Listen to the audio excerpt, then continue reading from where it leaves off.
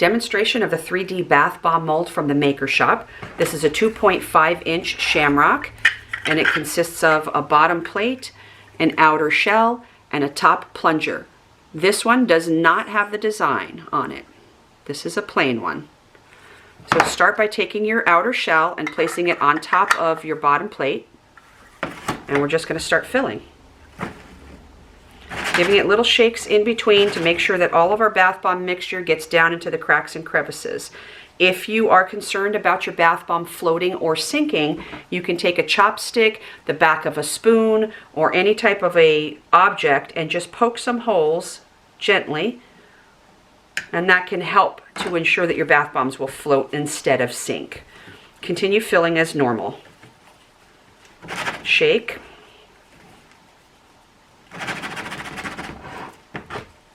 Take our plunger.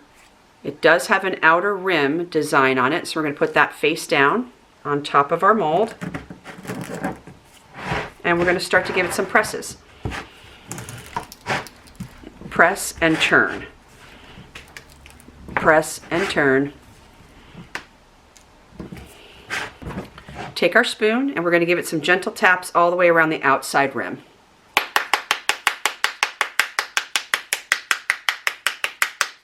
Give it some taps on the top of the plunger. Turn it upside down and give some taps to the bottom plate.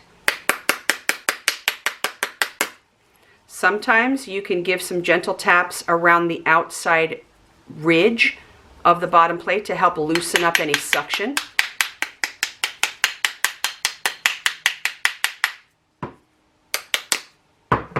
And then we should be able to lift our bottom plate straight up. Fingers underneath, thumb on the top, and we're going to push up with our fingers.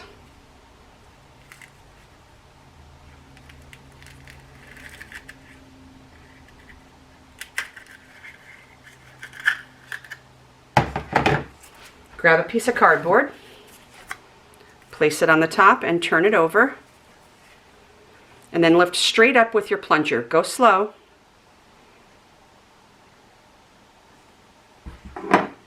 And there's a beautiful 4-leaf clover shamrock 3D bath bomb mold from the Maker Shop. I'm going to leave a link down below to the Maker Shop's website as well as their Etsy shop so you can purchase this or any other mold from them that you choose. Thanks for watching.